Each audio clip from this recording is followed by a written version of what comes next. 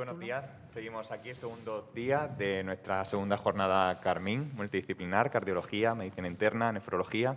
Y vamos a continuar con una de las mesas más golosas, en la mesa de residentes, sobre los cuales gira también todo este proyecto. Evidentemente son los médicos especialistas del futuro y su implicación en este tipo de actividades pues, es fundamental. Entonces, tal y como hicimos en la jornada anterior, los residentes, hubo una convocatoria para enviar casos clínicos de las tres especialidades, cardiología, nefrología, medicina interna, y lo que hemos hecho ha sido una selección obteniendo finalmente 3 finalistas, uno de cada especialidad, los cuales serán galardonados con un premio en metálico. Y ahora mismo lo que vamos a proceder a realizar es la presentación de cada uno de estos casos clínicos finalistas y una discusión de cada uno de estos casos clínicos que os invito a que participéis de forma activa. Vamos a empezar, sin mucha más dilación, con el primer caso clínico. Vamos a empezar con cardiología, que presentará el doctor Alex Marchand del Hospital Central de la Defensa Gómez Ulla. Por favor, Alex, cuando quiera. Hola, buenos días. Soy residente del cuarto año de cardiología del Hospital Gómez Ulla en Madrid. Y bueno, me dijeron que tengo 5 o 6 minutos para la presentación. Intento ajustarme al tiempo. Os presento un caso de un varón de 32 años sin factores de riesgo cardiovasculares, que como único antecedente fue diagnosticado recientemente de hipertiroidismo, de una enfermedad de Graves, y que nos cuenta que dejó el tratamiento simplemente porque no quería tomar más pastillas.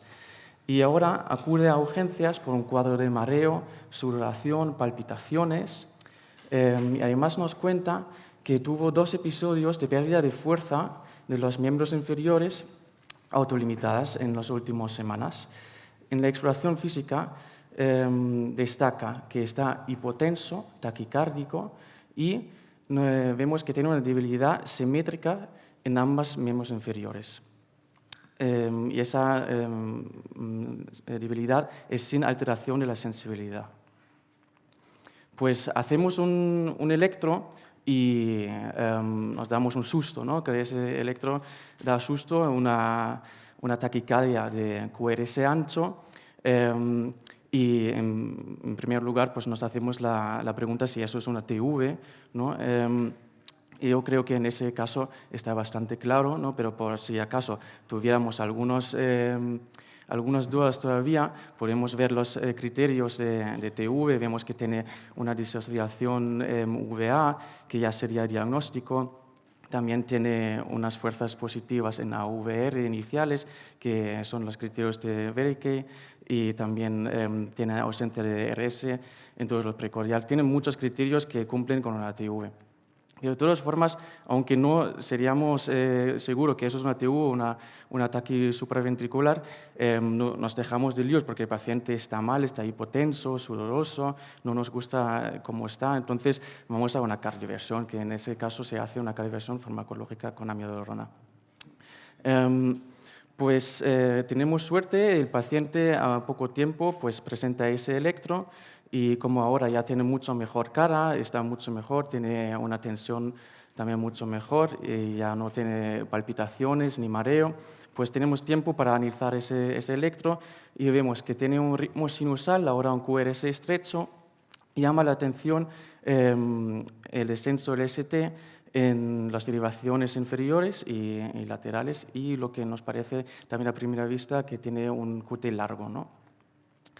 Como todavía no ha llegado la analítica de ese paciente, estamos ahí con el paciente en box crítico, pues le hacemos una ecocardiografía.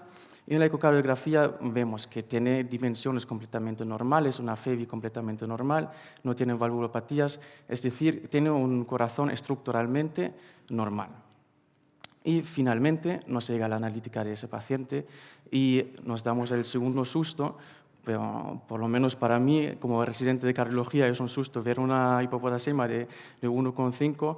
Yo creo que a lo mejor los nefrólogos aquí en la sala se asustan menos. También vemos que tiene una acidosis metabólica y el resto de los parámetros de la función renal, sodio, calcio, magnesio, fosfato, están completamente normales. ¿Qué hacemos? Pues le administramos potasio IV y bicarbonato y le trasladamos a la UCI. Y ahí tiene una recuperación muy rápida y completa de la parálisis. Y finalmente nos llega el resto de la analítica que pedimos, que todavía no había llegado antes, y vemos que tiene un TSH completamente suprimido. Y con esas pistas pues, establecemos el diagnóstico de una parálisis periódica tirotóxica. Se inicia tratamiento con metimazol, dexametasona y propanolol, y el paciente está dado de alta a los 9 días. Está actualmente en seguimiento por endocrinología. La siguiente visita tiene en mayo y probablemente se va a quitar el tratamiento incluso. La parálisis periódica tirotóxica es una complicación muy rara de la tirotoxicosis, caracterizada por debilidad muscular y está asociada a una hipopotasemia severa. La causa más frecuente es la enfermedad de Graves. Es mucho más frecuente en la población asiática y mucho más frecuente también en varones. La causa de esa hipopotasemia con respecto a la patofisiología es sobre todo un shift intracelular del potasio. Y eso es debido a una actividad aumentada de la bomba de sodio-potasio. Y eso, por una parte, por el efecto directo que tiene la hormona tiroidea a esa bomba, pero también por un estado aumentado de beta-adrenérgico, también por andrógenos. Eso es una de las causas porque se piensa que a lo mejor por eso está más frecuente en varones, y también por insulinemia, que también nos explica por qué esos periodos también están desencadenados por una ingesta hipercalórica, por ejemplo. Pero eso no nos explica todo, porque tenemos también otro canal de potasio que debería, aunque tengamos esa actividad aumentada en la bomba de sodio-potasio, debería equilibrar ese shift intracelular de potasio. Y es recientemente que se ha visto que, de hecho, esos canales de potasio en muchos de esos pacientes muestran mutaciones. Se han encontrado ahí las mutaciones KIR 2,6 y 2,1, y esas mutaciones hacen que pues, la salida de potasio de las células es disminuido, y finalmente tenemos una depolarización paradójica en las células musculares, y al final pues, una inactivación de los canales de sodio, y eso nos explica la parálisis finalmente. Esa población, esa mutación genética es más prevalente también en la población asiática, y eso nos explica también por qué a lo mejor pues, es mucho más frecuente esa complicación en pacientes asiáticos. Bueno, la sintomatología es justo la que vimos en nuestro paciente, es muy típica. Puede tener pródromos con dolor musculares, calambres, rigidez muscular. Y la debilidad muscular empieza sobre todo por los miembros inferiores y proximal. En el laboratorio vemos la hipopotasemia severa. El estado ácido-base, de hecho, puede estar normal. Vemos habitualmente hipofosfatemia, magnesio y calcio suelen ser normales. Y en la orina vemos que tenemos una excreción de orina de potasio disminuida y una hipofosfaturia que puede sorprender porque habitualmente en el hipertiroidismo nos deberíamos encontrar una hiperfosfaturia. Con respecto al tratamiento, es lo que hemos visto, pues administración de potasio, pero con mucho cuidado porque puede causar un rebound y luego una hiperpotasemia. Se usan también los beta bloqueantes no selectivos por el tema del estado aumentado beta adrenérgico y sobre todo el tratamiento de la enfermedad de base. Y finalmente, para comentar algo de cardiología también, qué es realmente lo que le pasa a nivel cardíaco cuando tenemos una hipopotasemia severa, porque llegamos de esa hipopotasemia a los taquiarritmias. Y como os podéis imaginar, la respuesta de cómo llegamos de aquí a aquí es muy simple y muy fácil resumible en 30 segundos, y os lo dejo aquí. Puede resultar mucho, pero yo creo que si nos concentramos en 3 conceptos básicos, nos podemos quedar con los puntos claves. Primero, la repolarización prolongada. ¿Por qué es importante? Porque cuando, por ejemplo, tenemos una taquicardia de reentrada, lo que necesitamos siempre es un bloqueo unidireccional. Es decir, tenemos aquí una entrada y una salida en un circuito que puede causar una ATV, y necesitamos un bloqueo unidireccional para que luego baja la conducción por aquí y luego puede enganchar la ATV. Pero también es muy importante que tengamos un trigger, algo nos tiene que desencadenar la taquicardia, y aquí entra la automaticidad anormal. ¿Por qué? Porque cuando tenemos un impulso lejos del circuito, pues puede pasar que esa parte todavía o ya no es vulnerable y ya se puede depolarizar, y la conducción va por las 2 partes y no tenemos ATV. Sin embargo, si tenemos un impulso más cerca, pues esa parte se encuentra todavía depolarizado y tenemos el bloqueo unidireccional y la ATV. Y finalmente, la conducción enlentecida por la hipopotasemia, pues también nos favorece las taquiarritmias, porque si baja la conducción por aquí abajo muy rápido, aunque tengamos un bloqueo unidireccional, esa parte se puede bloquear luego a la vuelta y no se desencadena la ATV. Sin embargo, si esa conducción aquí va muy lento, en cuanto llegue aquí arriba, ya puede depolarizar otra vez esa parte y se puede enganchar la ATV. Bueno, para concluir, recalcar que la parálisis periódica tirotóxica es una causa poco frecuente de arritmias ventriculares, pero hay que conocerla. El diagnóstico se basa sobre todo en la clínica y analítica, y el tratamiento precoz es clave porque podemos ver complicaciones muy severas en esos pacientes. Muchas gracias. Yo quería hacer un comentario. La verdad que me parece un caso clínico muy bonito. Creo que pasa por muchas fases de diagnóstico, reconocimiento, actuación. El electro tiene, o sea, la situación clínica inicial, yo creo que una cosa que merece la pena para a comentarla, porque aquí hay muchos residentes, que es el objetivo, que haya residentes, y hacen guardias en urgencias y se pueden encontrar pacientes así. La importancia es remarcar la evaluación clínica, hemodinámica de un paciente, monitorizarlo, hacer un electro, actuar en consecuencia, como se hizo en este caso, y luego evaluar el electro postcardioversión, como es este, que era espectacular. Tiene un QT visiblemente prolongado y es cuando tienes que empezar a pensar de que ha podido inducir esa taquiarritmia. Quería comentar otra cosa. Has comentado que puede haber alteraciones genéticas que se puedan relacionar con estas situaciones, ¿no? Con la permeabilidad de los sillones y demás. ¿En este paciente se ha planteado estudio genético y demás? Pues es una pregunta muy buena. Como he comentado, recientemente salen algunos genes que están relacionados con esa enfermedad.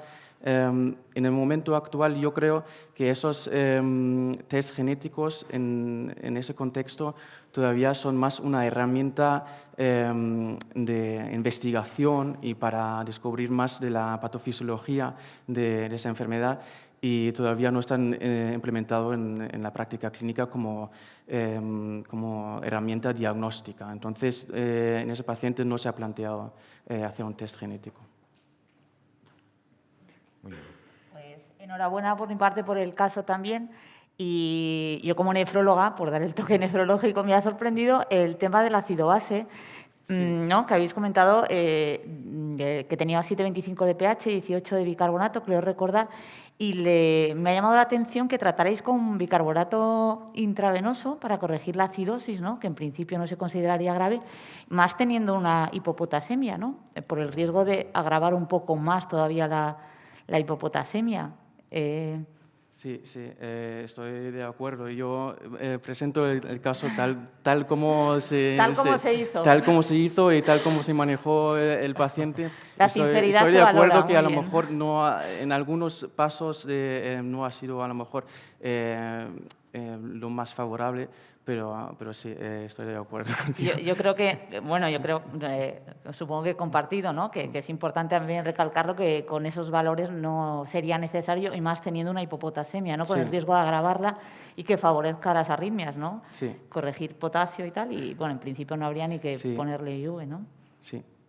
Entonces, por ese puntito nefrológico y a lo interesante que tiene estas reuniones. Claro, nosotros habitualmente estas pacientes... Ay, perdón, no te había visto, Roberto. Sí. El doctor Alcázar.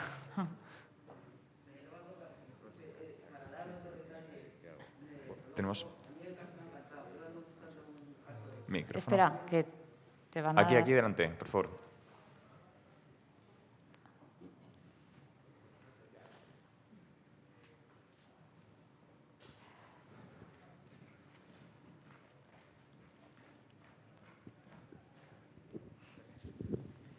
Sí, bueno, decía que el caso me ha encantado porque yo ando buscando uno como estos, asociado a hipertiroidismo, a una parálisis periódica hipopotasémica familiar que están descritas hace tiempo. Yo creo que es un caso claro de colaboración entre especialidades. Es decir, yo en la parte de cardio me he quedado así porque entiendo poco y los mecanismos de reentrada y todo esto, pero el nefrólogo en el equilibrio ácido-base sí que puede ayudar mucho. Y en este paciente hay dos cosas muy peculiares que de entrada en la urgencia ya se pueden haber hecho, que son los iones en orina, que nos habría confirmado el origen extrarrenal de la hipopotasemia, que hoy en día casi todas las hipopotasemias, medidas por hipomagnesemia, por omeprazol, etcétera, por diuréticos, son de origen renal. En cambio, este es un claro ejemplo de origen extrarrenal y habría orientado al tratamiento. Si se hubiera profundizado un poquito más en el equilibrio ácido-base y la acidosis fuese presumiblemente una acidosis láctica por hipoperfusión en el seno de la taquicardia, que es probable, ahí hay menos problema por el bicarbonato, porque las acidosis orgánicas de ácidos monocarboxílicos, como el ácido láctico o la cetoacidosis, tienen un transportador específico que hacen que interviene poco lo que es el mecanismo del potasio, ¿no? En esas acidosis, la causa de hipopotasemia siempre es renal, bueno, la cetoacidosis diabética, y no es porque haya además un efecto añadido de paso de potasio del espacio intracelular al extracelular por temas de pH, porque hay un transportador de monocarboxílicos en las células que mete ese ácido para adentro y no hay movimiento de potasio. Pero sí habría servido para decir, aquí podemos ser más alegres con el tema del bicarbonato, hay que corregir con potasio, pero hay que tener cuidado, porque en cuanto se corrija el hipertiroidismo va a aparecer el problema de la hipercalemia de rebote. Y entonces, en esto yo creo que es un caso típico para decir, voy a manejar la parte cardiológica, le voy a empezar a poner potasio, vamos a avisar con los compañeros nefrólogos que probablemente te den una visión adicional. Y nada más. Enhorabuena por el caso. Gracias. ¿Alguna otra pregunta? Continuamos. A mí me gustaría comentar también una cosita. Primero, enhorabuena por el caso, creo que lo has comentado muy bien. Y desde el punto de vista de la medicina interna, pues a nosotros siempre nos gusta indagar un poquito más en las causas, ¿no? Ya no solo tratar. Entonces yo destacaría lo que ha comentado Juan, ¿no? La importancia de ir escalonando progresivamente según la situación del paciente, cómo nos vamos encontrando y luego progresivamente cómo vamos viendo las causas. Me ha llamado la atención porque lo que he estado revisando del tema es que normalmente, la mayoría de las veces, se suele ocurrir, ¿no? Por una enfermedad de Graves que no ha sido diagnosticada, reciente diagnóstico, incluso una forma de debut de este tipo por el estado tirotóxico que se produce. Pero este paciente ya estaba diagnosticado de esto previamente y dejó de tomar la medicación. Entonces, bueno, solo simplemente mencionar que me ha parecido curioso desde ese punto de vista, ¿no? Que muchas veces es importante que cuando estabilizamos al paciente y todo eso, ¿no? Pues empezar a tirar un poquito de la cuerda, ¿no? Que es lo que intentamos hacer nosotros en interna. Y en este caso no es que haya sido debut de nada, sino simplemente pues un cese de la toma de medicación por los motivos que sea, el que desencadenó este estado tirotóxico que posteriormente le produjo este tipo de taquicardia. Así que nada, pues enhorabuena. Sí, yo estoy de acuerdo que finalmente ese caso es también un caso de adherencia a la medicación, ¿no? Porque la verdad es que es una complicación de no adherencia, porque si se hubiera tomado su medicación desde el principio, no habría pasado eso. Muchas gracias. Pues pasamos al siguiente caso, que lo presenta el doctor Alberto Cubas, que es síndrome cardiorrenal en paciente con mieloma múltiple. Es del Hospital Universitario de Toledo, nefrólogo.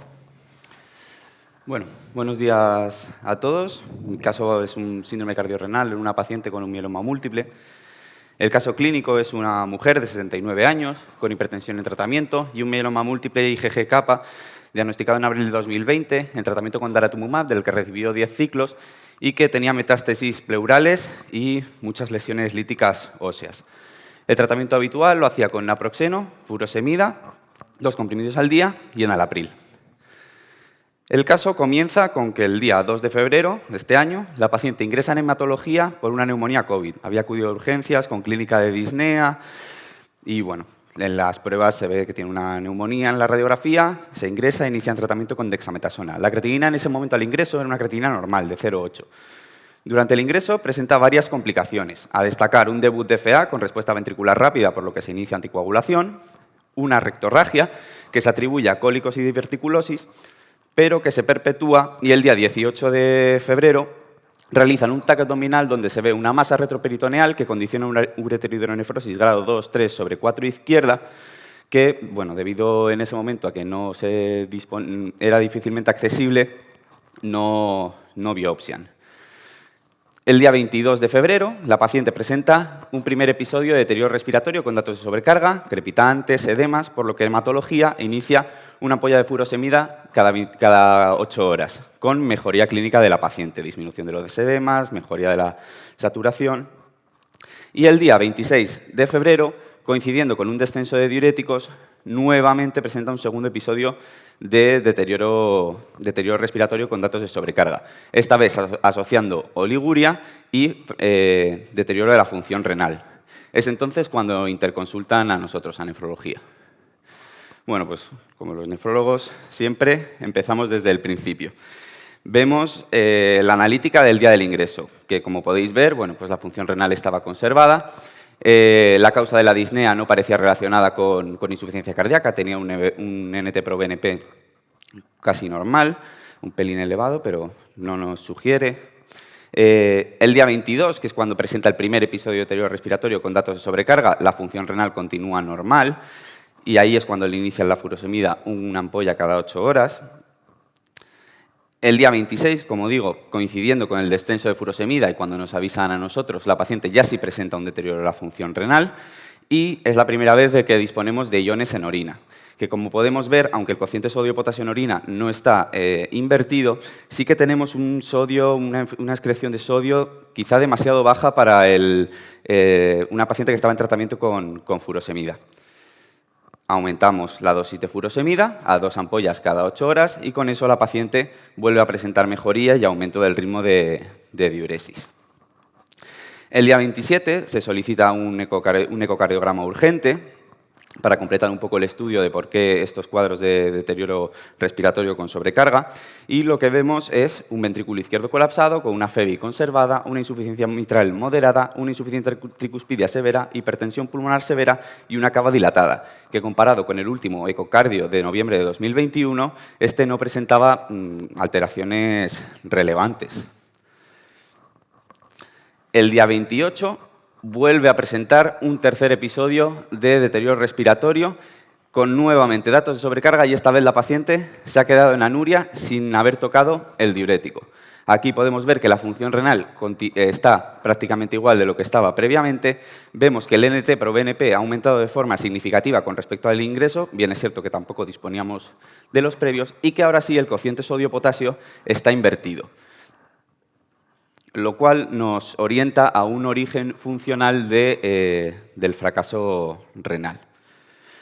Lo que hacemos, por tanto, es el diurético que ya tenía la paciente, añadimos albúmina con la idea de aumentar el volumen intravascular efectivo, y ayudar así al diurético a disminuir esos datos de sobrecarga. Completando un poco el estudio por parte de hematología, del tema del mieloma, se realiza un PET-TAC y una biopsia de médula ósea, donde vemos en el PET-TAC una diseminación mayor de la enfermedad de la que ya tenía, con más metástasis pleurales, metástasis diafragmáticas, mediastínicas, la masa abdominal, y en la biopsia de médula ósea lo que vemos es una transformación leucemioide del mieloma múltiple. Finalmente, el día 4, la paciente acaba falleciendo. Como vemos ahí, en la analítica la función renal apenas había cambiado, el NT/BNP había aumentado, los parámetros de depleción de volumen intravascular o de fracaso renal funcional no habían mejorado tampoco. Pero, ¿qué es lo que ha pasado a nuestra paciente, aparte de un mieloma que ha tenido una transformación a leucemia? Bueno, pues lo que hemos tenido es un síndrome cardiorrenal. El síndrome cardiorrenal se define como los desórdenes del corazón o del riñón que de forma aguda o crónica inducen un daño del otro órgano, del corazón o del riñón. Existe una clasificación que la divide en 5 tipos, siendo los tipos 1 y 2 los cardiorrenales propiamente dichos, donde es el corazón, el primer órgano afecto, que de forma aguda o crónica produce un daño en el riñón. Los tipos 3 y 4 serían mejor llamados renocardíacos, donde es el riñón el primer órgano que se afecta y secundariamente afecta al corazón. Y tendríamos por último un síndrome cardiorrenal tipo 5, que son aquellas causas secundarias, es decir, generalmente enfermedades sistémicas, como por ejemplo la amiloidosis, sería un caso muy claro, que afectan tanto al corazón como al riñón a la vez. En nuestra paciente, a la hora de establecer el diagnóstico diferencial, pues nos quedamos con estos 3 tipos como los más probables. Lo que tenemos bastante claro es que es un daño agudo, por tanto los tipos 2 y 4 estarían casi descartados. Y nos quedamos con el tipo 1, el tipo 3 y el tipo 5, dado que la paciente tiene una enfermedad sistémica que es el mieloma múltiple. A favor del tipo 1, pues que tiene una insuficiencia tricúspidea severa y una hipertensión pulmonar severa y un ventrículo izquierdo colapsado. A favor del tipo 3, pues como hemos dicho antes, tenía una masa retroperitoneal que condicionaba una neuropatía obstructiva, dejando a la paciente monorrena funcional. Yo, personalmente, y bueno, estudiando el caso, nos quedamos con el síndrome cardiorrenal tipo 1 como probable causa más frecuente. Sin embargo, no es como probable causa en esta paciente. Sin embargo, no es descartable que pueda tener un tipo 5 y que el tipo 1 esté sobreinjertado sobre el tipo 5.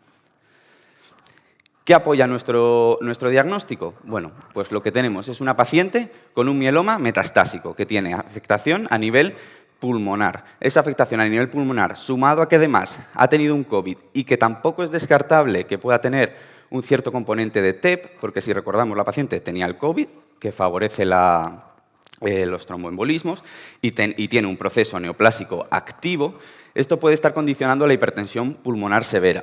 Esa hipertensión pulmonar severa, por un lado, produce una insuficiencia tricuspidia severa, que a su vez produce una cava dilatada y eso genera la congestión renal con aumento de las presiones intrarrenales y una hipoperfusión renal. También el ventrículo izquierdo colapsado no es capaz de conseguir un volumen eyectivo eficaz y produce una hipoperfusión renal. Todo esto lo vemos apoyado con que la paciente presentaba datos de que el fracaso renal agudo era de causa funcional, que estaba hipoperfundido ese riñón. Eso es lo que lleva, al fracaso renal agudo. Pero, ¿y el tipo 5? Bueno, pues el tipo 5 podría ser también en esta paciente, no es descartable, dado que igual tenemos una paciente con un mieloma múltiple metastásico, que sabemos que tiene una afectación pulmonar, donde se han sobreinjertado otro tipo de factores como el COVID, y una afectación abdominal con una masa retroperitoneal que está produciendo una uropatía obstructiva, dejando a la paciente monorrena funcional.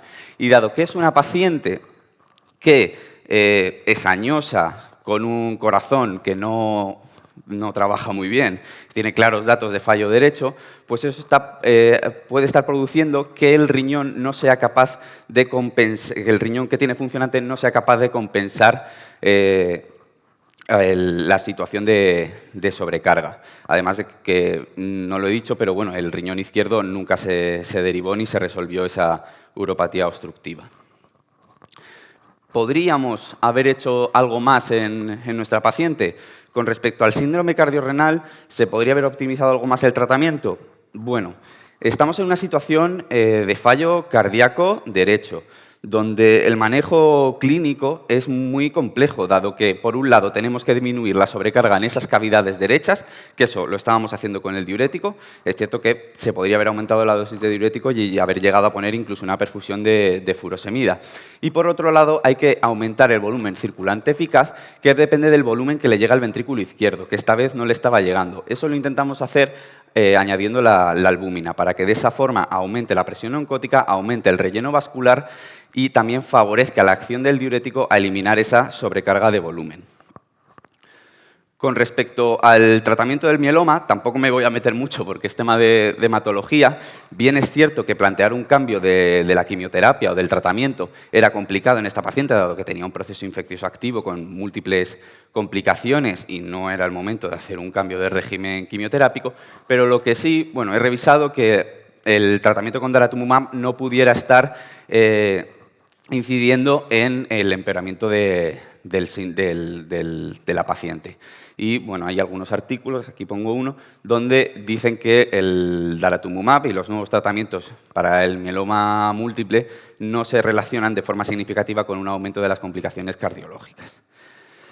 Por tanto, concluimos que probablemente en nuestro caso clínico estemos ante un síndrome cardiorrenal tipo 1, sin embargo, como he dicho antes, no podemos descartar del todo que nos tenga un tipo 5 y el tipo 1 esté sobreinjertado sobre ese mismo.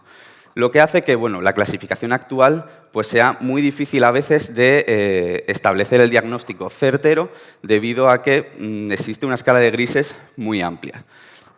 Y por último decir que en los pacientes con fallo derecho, el manejo con expansión de volumen y diuréticos supone un reto para el clínico y que requiere un seguimiento estrecho, ya que lo que un día puede estar mejorando a la paciente, al día siguiente puede empeorarlo y habría que hacer un manejo muy fino.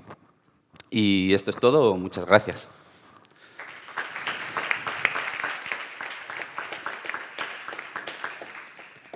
Muchas gracias, Alberto, y enhorabuena por el caso.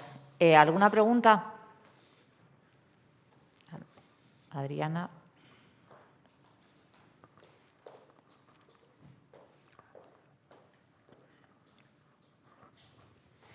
Muy interesante el caso, la verdad, muy complejo de manejo porque yo creo que tiene muchos factores que están interviniendo. Lo que sí que es cierto, que al ver los datos de congestión en el ecocardiograma, yo creo que cada día los nefrólogos y los internistas estamos utilizando la eco como un recurso. Yo creo que al ver datos de congestión venosa, medir la cava, hacer VEXUS, intentar medir lo que es las presiones dentro de la porta, las suprahepáticas, las renales, pues te completaría el diagnóstico y te incitaría a ser como más intensivo en la terapia diurética, no solo utilizando diuréticos de asa, sino también tiacidas potentes. Entonces, finalmente el caso pues tiene un desenlace fatal e irreversible. Yo creo que mucho del aporte que se le pudo haber dado no hubiese cambiado el pronóstico, pero para otros casos de síndrome cardiorrenal tipo 1 sí que es cierto que se podría utilizar. Sí, estoy de acuerdo en que el VEXUS la ecografía pulmonar nos hubiera ayudado mucho a la hora de poder mejorar y optimizar quizá más el tratamiento. Pero bueno, no siempre disponemos de gente que sepa hacerlo y nos tenemos que ir un poco a ojo, como quien dice. Hola, buenos días. Muchísimas gracias por el caso.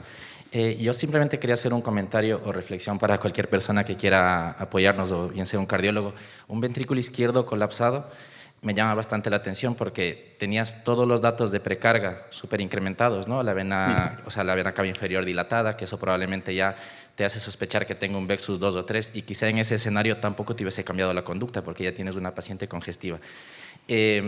Yo creo que en esta paciente sí que por más diurético que se le hubiese puesto, no creo que hubiese cambiado la evolución, porque tienes toda la precarga secuestrada en cavidades derechas y no le está llegando nada al ventrículo izquierdo.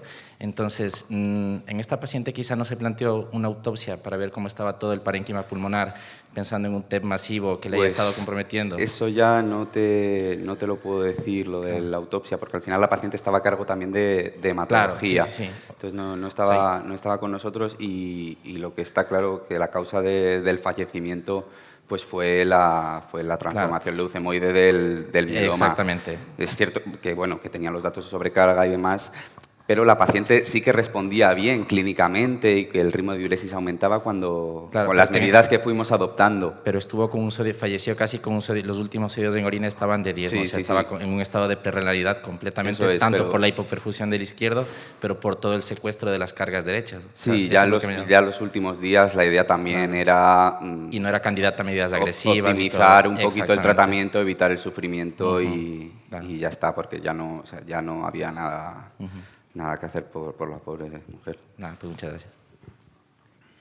Me parece muy interesante lo que acabas de comentar. Me ha llamado la atención que tiene un ecocardiograma de hacía como 4 o 5 meses antes. De ¿no? noviembre, Más o menos. sí. Que era bastante normaloide, ¿no? Ah, Para no su digo, edad, sí. como llamamos, normaloide. Vamos, nada importante así llamativo como para intervenir. Sin embargo, en el ingreso lo que sé es que tiene una hipertensión pulmonar severa y una IT severa, es decir, en 5 meses eso ha ocurrido, quizá, vamos, desconozco si el mieloma múltiple puede hacer una progresión tan sumamente rápida de la hipertensión pulmonar como para producir una IT funcional severa en esa situación, pero es verdad que a lo mejor hubiera planteado buscar otra cosa, si bien es cierto que se anticoaguló durante el ingreso, o sea, que es que eso está ahí, pero es verdad que me hubiera planteado si hubiera podido pasar algo agudo o subagudo que haya podido ocurrir. También cuando ingresa tiene un péptido de 1000, en torno a 1000. De 1000, de NT, sí. Claro, que eso es lo que me hace... Es verdad que vino con una infección respiratoria y tenemos otra cosa ahí por medio que nos puede elevar las presiones de llenado, pero es verdad que dices, posiblemente las presiones de llenado de esta señora no fueran normales, no sé si algo ha podido ir pasando últimamente y ya el ingreso pues fuera la puntilla. Desde luego, a mí me ha gustado mucho el caso, yo creo que una vez más se pone sobre la mesa la importancia que tiene la relación entre el corazón y el riñón, y que no podemos trabajar por separado, desde luego, que tenemos que trabajar en grupo y de luego cardiología interna medicina y nefrología es una tarea que tenemos por delante, las unidades cardiorrenales. Yo creo que nos va a permitir esto mejorarlo, tanto en hospitalización como de forma ambulatoria. Y, por ejemplo, los cardiólogos no estamos acostumbrados a ver síndromes cardiorrenales tipo 3, 4, y yo creo que podemos empezar ahora a verlos a raíz de trabajar conjuntamente y, de luego, darnos un feedback uno a otros. Yo ahora estoy aprendiendo muchas cosas de nefrología gracias a mis compañeros de nefro del hospital, por eso, porque estamos empezando a trabajar juntos y vemos las cosas de otro punto de vista y, de luego, todo termina cayendo en un beneficio para el paciente. Muy interesante, de luego, el caso. Yo quería también felicitarte por el caso y por la exposición. Lo has dejado todo muy claro. Y me gustaría también hacer un comentario acerca de esa hipertensión pulmonar. Tampoco la tengo muy clara, ¿no? Que sea por progresión, ¿no? Porque es cierto que el daratumumab es un anticuerpo monoclonal que se está utilizando cada vez más, por lo menos allí en mi hospital, para completar el bortezomib, que se utilizaba previamente. Entonces, también un poquito hilando con el caso anterior, ¿sabemos si se suspendió durante el ingreso o algo que justificara? Pues sí, eso sí esa lo sabemos. progresión? El último ciclo de daratumumab lo recibió el día 25 de enero. La paciente ingresa el 2 de febrero.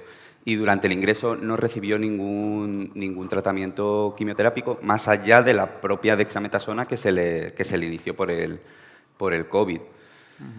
La hipertensión pulmonar, como he dicho, también sería difícil de clasificar, también existe la clasificación de 5 tipos. Puede ser una tipo 5 porque la propia leucemia, los procesos linfoproliferativos producen una hipertensión pulmonar, pero, como digo, no tenemos un angiotac porque la paciente pues, tenía el fracaso renal, estaba en oliguria, no se le quería meter contraste, no se le podía hacer una nefroprotección adecuada porque le íbamos a sobrecargar muchísimo más. Por eso no se hizo el angiotac, pero sería muy interesante saber si tenía un TEP, que probablemente sí lo tuviera porque que tenía 2 factores de riesgo altísimos de TEP, por mucho que estuviera anticoagulada. Está claro que muchas veces nuestra propia necesidad de médicos de diagnóstico sobrepasa el estado del paciente y muchas veces por cómo está ese paciente no se puede llegar hasta donde nosotros nos gustaría para saciar nuestra ansia diagnóstica. Y otro comentario que me gustaría hacer es todo este caso se produjo en el contexto de una neumonía por COVID, ¿no? Entonces, los que hemos estado trabajando en planta de medicina interna nos hemos dado cuenta que la neumonía COVID no es una simple neumonía y que han sido pacientes que durante el ingreso, bueno, muchos pluripatológicos, pero que estos son los pacientes que hemos visto, pacientes que empiezan con hemorragia digestiva, con arritmias de novo, con cualquier tipo de infección, sobreinfecciones, tal.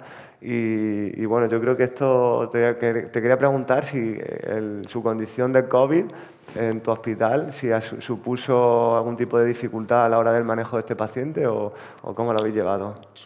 A lo mejor supuso un tipo de la dificultad con respecto, como he dicho, al manejo del mieloma múltiple, al plantear el inicio o el cambio de otro régimen de quimioterapia. Sí es cierto que bueno, la paciente evolucionó aceptablemente bien y el ingreso se prolongó del COVID y el ingreso se prolongó por toda esa serie de complicaciones que fue desarrollando, pero respiratoriamente hasta el episodio de primer datos de sobrecarga la paciente no había estado inestable ni desaturada ni con insuficiencia respiratoria, vaya, ni insuficiencia renal. Entonces sí, hombre, el COVID siempre fastidia todo y complica las cosas muchísimo más. A lo mejor se podría haber planteado otra cosa, dado que era una paciente con metástasis, y haber planteado otras cosas. Pero... y sí, ya está. Pues muchas gracias. Gracias. Muchas gracias. Bueno, y por último, no menos importante, nos queda pasar a nuestro compañero, ¿no?, de Medicina Interna, el doctor Anatolio Alonso, que nos va a exponer un caso también un poco raro, pero que a todos estamos de acuerdo que nos pareció muy, muy curioso. Y bueno, le hago paso, ¿no?, del Hospital 12 de Octubre. ¿No está? Sí. Ahora, creo. Vale, muy bien. Buenos días, mi nombre es Anatolio Alonso, soy residente de segundo año del Hospital 12 de Octubre y os voy a presentar un caso que se llama síndrome de PAS y lo he titulado Mucho más allá de la piel y ahora veremos por qué. Antes de nada quería dar las gracias al doctor Agustín Blanco, bueno, pues por haberme dado a conocer un caso que a mí me parece muy, muy interesante, ¿no? Comenzamos pues con un paciente de 40 años en seguimiento conjunto en consultas de nefrología, dermatología y medicina interna por un síndrome de PAS, que tiene su nombre de la confluencia de un pioderma gangrenoso, un acné conglobata, un sinus pilonidal y una hidrosadenitis suborativa. Todas esas entidades que, aunque existen de manera aislada, sin embargo, cuando confluyen en el seno de este síndrome se caracterizan por una especial virulencia, no solo en la intensidad, sino también en la precocidad. Estas son fotos de nuestro paciente en las que se ve, por un lado, un acné fulminans que tiene lesiones activas, pero en las que destacan también lesiones residuales y cicatriciales muy marcadas, a nivel axilar también, y luego, por otro lado, a nivel cervical, lo que podemos observar. Por otro lado, estas lesiones de aquí pues, corresponden a la afectación de la hidrosadenitis, que produce una gran cantidad de abscesos, tractos fistulosos y cicatrices secundarias, con todo lo que ello supone, pues, no solo a nivel de dolor, sino también a nivel estético, que es muy importante. Nuestro paciente, a nivel de sus antecedentes familiares, tiene unos antecedentes relativamente anodinos, con una madre sana, un padre y un hermano que sí que tenían forúnculos, pero sin más expresividad, y luego, por otro lado, una hermana con un antecedente de una neuritis óptica bilateral idiopática en seguimiento en el hospital clínico, que, bueno, que tampoco parece que tenga mucha relación con nuestro caso, y por otro lado, no hay antecedentes de consanguinidad. En cuanto a los antecedentes personales, ya os adelante que nuestro paciente tiene más antecedentes, pero los iré desgranando posteriormente para un poco ponerlo en su contexto cronológico, que es como realmente ocurrió. Pero en este momento pues es un paciente soltero, ¿no?, que vive solo y que está marcadamente impedido por esta enfermedad, por lo cual se encuentra incapacitado, que ya es exfumador y tiene esa carga tabáquica y, bueno, tiene un ligero sobrepeso. Antes de nada os voy a hacer una pequeña reseña de lo que es el síndrome de PAS, que se encuentra dentro de lo que se denominan dermatosis neutrofílicas. Son una serie de entidades que, como su nombre indica, se caracterizan por una infiltración neutrofílica aséptica a nivel cutáneo y que muchas veces se encuentran en un terreno pues, de las enfermedades autoinflamatorias, que es un grupo heterogéneo de patologías que se relacionan por brotes recurrentes sin un claro desencadenante y además con una autoinmunidad y una respuesta T específica negativas, que se encuadran más en el campo de la inmunidad innata y que, digamos, tocan un poco también con una respuesta excesiva ante, por ejemplo, estímulos antigénicos de patrones asociados a daño celular o a patógenos que generalmente no desencadenarían este tipo de respuestas. Como puedo mostrar aquí, bueno, pues digamos que las enfermedades autoinflamatorias tienen una gran cantidad de puntos en los que se puede afectar, desde las interferonopatías, las mutaciones de antagonistas de los receptores de las interleuquinas, y en nuestro caso, pues el síndrome de PAS, así como otros asociados, como el PAPA, que es el que primero se descubrió en el año 97, que asocia artritis peogénica estéril, se caracterizan por una alteración del inflamosoma. ¿Y qué es el inflamosoma? Bueno, el inflamosoma es un complejo proteico caracterizado por el ensamblaje de diferentes proteínas que intervienen en la formación de cascadas, ¿no?, que muchas de ellas confluyen en la activación de la caspasa 1 y que a su vez activa a la interleuquina 1 beta, que es básicamente la interleuquina fundamental en la inflamación. Os he hecho esta pequeña introducción porque es interesante de cara a los tratamientos que se implementaron en este paciente, que inicialmente se empezó su seguimiento en el Hospital Severo Ochoa con un tratamiento usual para un acné grave, ¿no?, con prednisona y retinoides, pero que ante la escasa respuesta fue precisando cada vez más el inicio de tratamientos inmunosupresores, con también una escasa respuesta. Ya en el año 2003 se intenta hacer un uso de anti-TNF-alfa con escasa respuesta, por la cual posteriormente se dio incluso radioterapia, un poco a la desesperada, ya en base a posteriores estudios que se fueron viendo, que ya os adelanto que no hay ensayos aleatorizados ni nada que se le parezca, sino que son todo pues, casos clínicos y la experiencia que se tenga de la respuesta ante los tratamientos que ya han intentado, pues se hizo un intento también con un tratamiento secuencial antibiótico a nivel hospitalario y posteriormente al alta con tratamiento antibiótico oral para disminuir esa carga antigénica que supone que puede jugar un papel en esta patología, que como ya os adelantaré tampoco fue la panacea.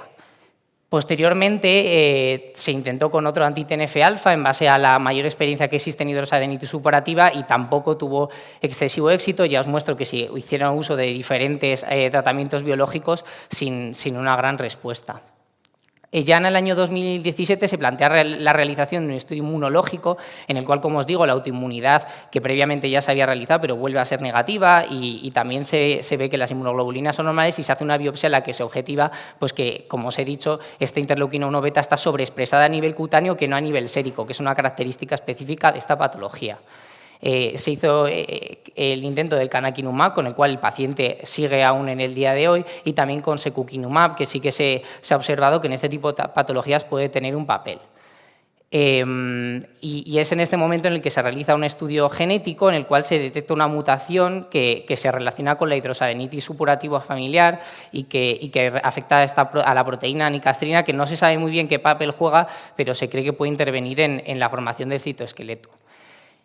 Y aquí que creo que es lo más importante, que son las implicaciones un poco multidisciplinares que ha tenido este caso, pues como bien os he adelantado, este caso supone un estado proinflamatorio que ha ocasionado que nuestro paciente haya desarrollado una arteriopatía periférica muy severa, que ha precisado, de hecho, múltiples intervenciones de revascularización en miembros inferiores, tanto con un bypass aortobifemoral como con angioplastias transluminales percutáneas en ambos miembros, como digo. Luego también ha desarrollado una cardiopatía isquémica en forma de Angor estable, con una lesión moderada del 70%, pero que sin embargo funcionalmente era de mayor entidad y que precisó también la colocación de un stent. Y luego, además, pues nuestro paciente tiene un aumento de la lipoproteína A muy marcada, más de 250, por lo cual se planteó la realización de plasmaféresis que el paciente no toleró por hipotensión y bueno, realmente los IPCSK4 no llegan a este rango digamos, al rango de descenso que se necesitaba. Y esto pues con las influencias que tiene sobre lo anterior, ¿no? Y luego, por otro lado, también este paciente presentó una enfermedad tromboembólica en forma de trombosis venosas profundas recurrentes con estudio de trombofilia negativo, pero que realmente está muy descrito que las enfermedades autoinflamatorias, como por ejemplo la enfermedad de Crohn, gran parte de la morbimortalidad de estos pacientes viene derivada de la enfermedad tromboembólica, ¿no? Esta es una imagen de reconstrucción 3D en la que se puede ver sobre todo la afectación a nivel de los vasos ilíacos izquierdos, ¿no? Y luego aquí pues la marcada calcificación que tiene en toda la vasculatura. Por otro lado, no todo viene derivado de la propia enfermedad, sino también de los tratamientos tan agresivos que el paciente ha recibido desde tan joven, desde los 12 años, que aunque no os lo he ido remarcando porque me parecía reiterativo, el paciente la carga esteroidea acumulada que ha recibido ha sido mucho mayor, aunque os he marcado, digamos, los puntos de tratamiento biológico, pero en los casos de brotes siempre se recurría a los corticoides. Esto le ha ocasionado una osteoporosis muy grave que ha requerido la implantación de una prótesis de cadera a la derecha, que, bueno, y ahora os comento cómo ha ido esto, pero también este síndrome de PAS, aunque es verdad que originalmente es una inflamación aséptica, sin embargo, al final hay sobreinfecciones y estas sobreinfecciones pues, requieren el uso de antibioterapia repetida, tanto desde un punto de vista terapéutico de la propia infección, como también como se ha adelantado por este mecanismo potencial de disminución de la carga antigénica que también se hace, por otro lado, en el acné de manera habitual con tetraciclinas, por ejemplo. Entonces, esto pues, ha ocasionado la selección de microorganismos resistentes, que de hecho en la última infección que ha presentado el paciente, que ya os adelanto que es una infección de la prótesis que se implantó a este paciente, la Escherichia coli que crece es resistente a todos los antibióticos orales que se habían implementado previamente, como el trimethoprim sulfametoxazol o también las tetraciclinas o las quinolonas, ¿no? Entonces, pues un poco para que seamos conscientes de las implicaciones que tiene. Y luego, por último, y probablemente no tan en relación, pero siempre cabe la duda, el paciente ha ido desarrollando una progresiva insuficiencia renal crónica, hasta actualmente presentar un filtrado glomerular de en torno a 20 mililitros minuto, que con una proteinuria que no estaba en rango nefrótico, en torno a 2 gramos en la orina de 24 horas, y que llegó a una biopsia renal. Esta biopsia renal lo que arrojó es que tenía una glomerulosclerosis nodular, que es una entidad que sería típica del paciente diabético, con los nódulos de Kimmel-Wilson y demás, pero que nuestro paciente realmente no es diabético per se. Si bien es verdad que puede tener una importante intolerancia a los carbohidratos debido al tratamiento corticoideo, pero sí que se ha descrito en nuestro paciente, bueno, se ha hallado una mutación también en un gen que es el TRCP6, que sí que está descrito que actúa como promotor de la insuficiencia renal crónica y de la proteinuria en pacientes y en determinadas familias, ¿no? Esta es una imagen que os pongo en la que se muestra pues, toda la destrucción a nivel, digamos, perineal, con la formación de tractos fistulosos y abscesos, también a nivel escrotal. Y luego, por otro lado, pues lo último que presentó nuestro paciente, que es que debido a la osteoporosis tan grande que tenía, pues presentó una subluxación, ¿no? de la prótesis que se implantó y que es llamativo, ¿no? Porque este tipo de subluxaciones se dan en mecanismos de alta energía, ¿no? Y nuestro paciente, pues desde luego, no tuvo ningún tipo de mecanismo de alta energía, ¿no? Sino que simplemente ilustrar un poco el mal estado de ese hueso, ¿no? Por la importante carga esteroidea, ¿no? Y bueno, aquí dejo esto un poco para la discusión, ya para, pues, si queréis hacer alguna pregunta. Y bueno, y luego esto pues que es el Twitter del Hospital 12 de Octubre de Medicina Interna, en el que colgamos casos, reflexiones, hilos acerca de cosas interesantes que vemos y que nos parecen interesantes, y esta es la bibliografía. Pero bueno, vuelvo aquí, que es lo interesante.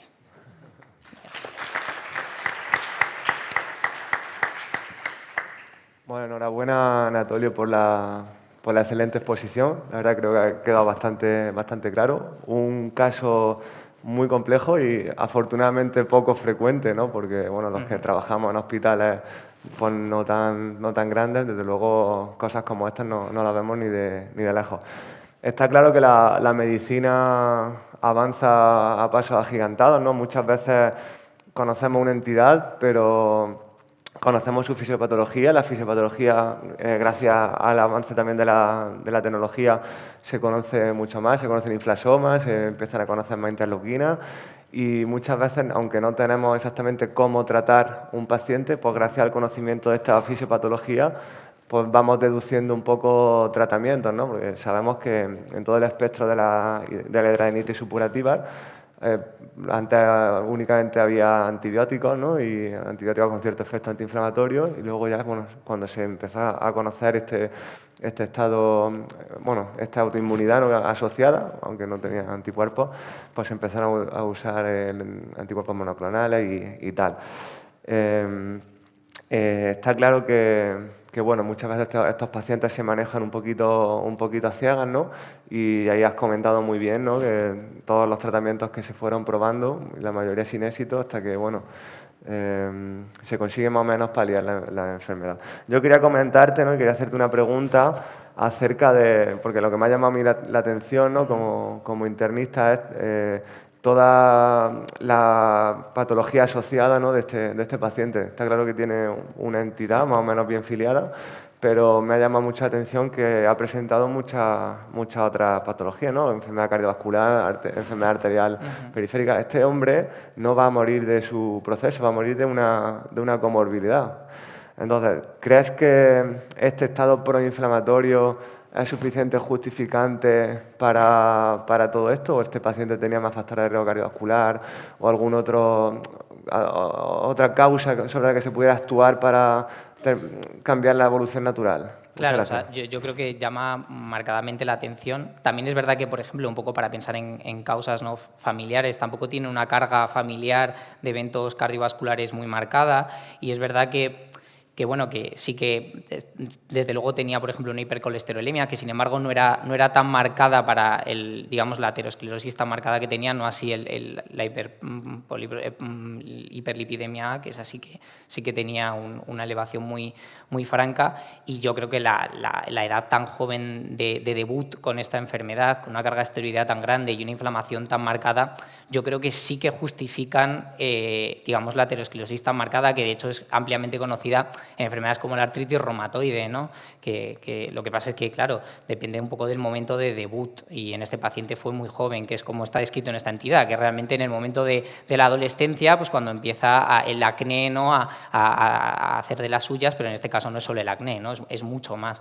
Yo creo que desde luego se podría plantear un estudio más allá para abordar si hay otra causa de riesgo cardiovascular. Probablemente sí. Creo que no es por falta probablemente de estudio genético lo que le falta a este paciente, sino más de opciones terapéuticas, ya una vez conocida, que podemos estudiarle más, pero la realidad es que este paciente se le ha planteado una plasmaferesis que ni siquiera con esas lo ha tolerado. Dejó el tabaco un poco pues por la asociación de que existe también, por ejemplo, la enfermedad de Crohn, que sí que es ampliamente conocido que el tabaco empeora la entidad, y de hecho lo dejó el tabaco, y bueno, pues tampoco es que fuese, digamos, maravilloso. Y luego es verdad que el paciente tiene cierto sobrepeso, pero es que la propia patología, la limitación funcional que te conlleva, la limitación de cara a salir a la calle, a hacer deporte, o sea, ponerte con manga corta y que te vean pues las axilas en ese estado, pues todo eso reincide en una imposibilidad para llevar una vida normal y, por tanto, hacer un ejercicio que probablemente te permitiría no tener sobrepeso, ¿no? O sea, que yo creo que al final, pues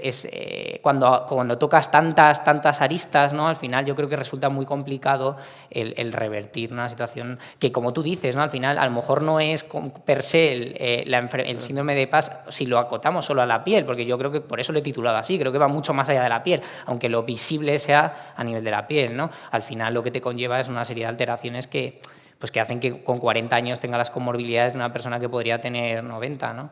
Entonces, eso, no sé si he respondido en realidad la pregunta. El doctor Ortiz. Soy Alberto Ortiz, nefrólogo de la Fundación Jiménez Díaz. Muchas gracias, el caso es muy interesante.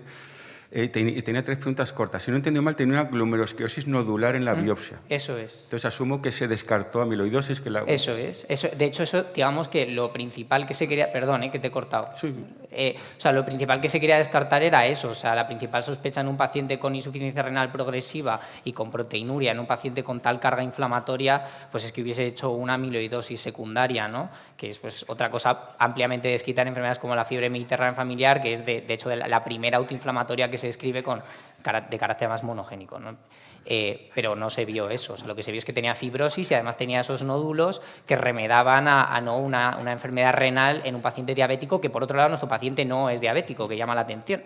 Pero bueno, es verdad que yo luego leyendo, ¿no? del tema del TRC6 y esto, lo que sí que se ve es que en pacientes, por ejemplo, que tienen estas mutaciones, luego otras injurias, ¿no? Pues por ejemplo la inyección en todo esto es modelos en laboratorio, ¿no? Pero cuando se dan, por ejemplo, aminoglucósidos, pues lo que se ve es que se potencia muchísimo esa nefrotoxicidad. Este paciente también es interesante que ha recibido muchísima carga de contraste intravenoso para diferentes tags. Luego tiene esta intolerancia hidrocarbonada que probablemente haya favorecido que en el contexto de esta mutación pues haya progresado más la insuficiencia renal. La verdad que no es difícil de saber, ¿no? La realidad es que tiene un filtradora de 20 que probablemente vaya a tener que acabar, pues no sé en qué tendrá que acabar, si en terapia renal sustitutiva o trasplante, no sé cómo de factible será con esa además carga aterosclerótica, que eso a nivel de los injertos vasculares pues tiene que ser un hecho muy complejo, supongo. Sí, la segunda pregunta iba en relación con eso, o sea, que tiene una lesión característica de la diabetes, pero no tiene diabetes. Ajá. Y la variante de TRPC6 es claramente patogénica. Claro, hay familias en las que sí que está descrito que desarrollan como una insuficiencia renal. Generalmente esto se ha estudiado en el contexto de las glomerulosclerosis focales y segmentarias, que muchas veces se asocian a mutaciones en la podocina, ¿cuál esta otra? Sobre todo eran la podocina, la TRC6 y luego también hay otra que ahora mismo la nefrina, por ejemplo. La nefrina, perdón, que sí, me acaba entonces, de ir de la cabeza. Lo que no recuerdo es que se haya asociado con glomerulosclerosis nodular y entonces ahí viene la tercera parte. Ahora, la nicastrina yo no la conocía, pero rápidamente he hecho una búsqueda en base de datos de transcriptómica de células individuales. Ajá. Y resulta que en el riñón se expresa en el podocito. Ajá. Y resulta que en la nefropatía diabética prácticamente desaparece en el podocito. Ajá. Entonces, a ver si pues tiene que ver la nicastrina con toda esta historia. Podría ser, la verdad que podría ser. Yo es verdad que lo que he leído sí que es verdad que sí que hablan de fibrosis, sobre todo, más que glomerulosclerosis nodular, que también sí que lo describen. Hay bastantes artículos que hablan de TRC6 y la glomerulosclerosis nodular, y incluso de modelos en los que pues, se abole este gen y se pone un modelo de fibrosis renal en el que se hace como una digamos, se hace como si fuese una uropatía obstructiva que fomenta la fibrosis, ¿no? Y se ve que cuando se quita este gen disminuye la fibrosis, porque es, digamos, la hiperactivación de este gen la que produce, ¿no?, la fibrosis. Todo esto también son modelos que al final también son un poco reduccionistas, ¿no? Siempre, de hecho, te lo dicen los artículos, ¿no? Que, bueno, que estos son todos modelos. Pero bueno, sí que es, vamos, desde luego es interesante. O sea, merecería la pena el estudiar el papel de la nicastrina. En ese sentido, de la orina de este paciente se pueden cultivar células, que se estudie cuál es el impacto sobre células renales de la variante de la nicastrina. Pues sí. Muchas gracias. Vamos, yo en eso no había pensado, honestamente. Así que gracias. Sí. Bien, muchísimas gracias. Vamos ya justito de tiempo. Como podéis ver, o vivir, mejor dicho, desde luego los casos clínicos siempre dan mucho de qué hablar y nos enriquecen día a día. Vamos a terminar, como ya hemos comentado, son nuestros finalistas. Vamos a hacer una entrega de un diploma, que lo tengan así de recuerdo y listo. Y cerramos con esto la mesa. Muy bien. Un aplauso. Para aquí, para aquí. Si queréis, vamos pasando por aquí. Pasa. Sí, aquí.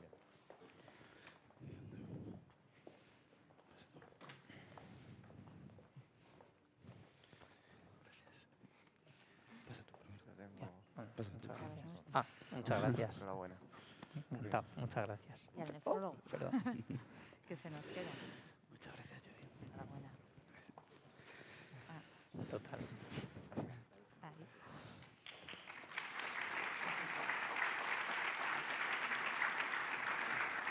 Gracias. Enhorabuena. Enhorabuena.